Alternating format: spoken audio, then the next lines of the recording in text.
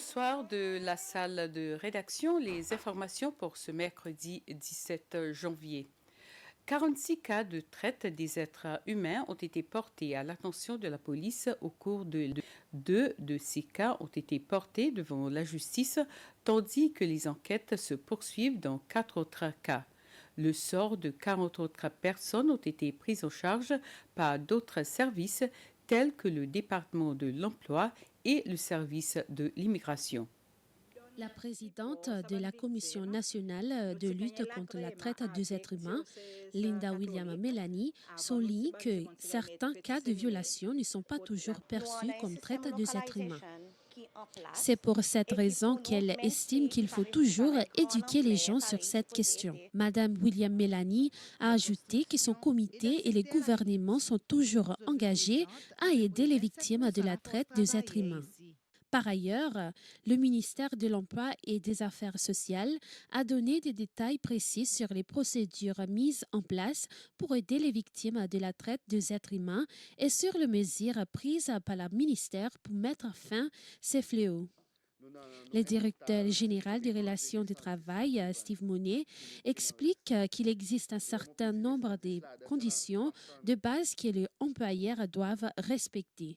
La première règle est qu'un travailleur étranger doit recevoir un salaire.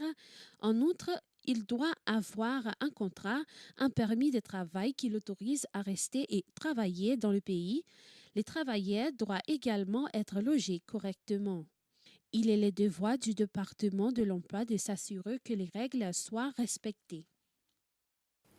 Le président Wavell Ramkalawan a envoyé un message de condoléances au premier ministre de l'île Maurice, Pravin Jagnot, à la suite des récentes inondations et des pertes de vie humaines causées par le cyclone Bilala.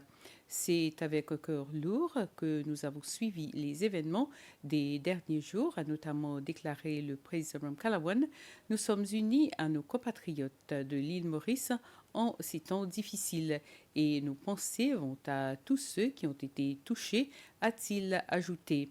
Le président Ramkalawan termine le message en disant que je suis convaincu que grâce à votre leadership, l'île Maurice se relèvera et sortira encore plus forte de cette calamité.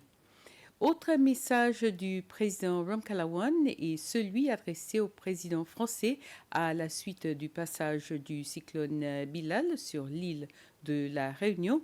Nos pensées les plus sincères vont vers vous, votre gouvernement et surtout envers les familles touchées par cette catastrophe naturelle, a notamment déclaré M. Ramkalawan au président Emmanuel Macron.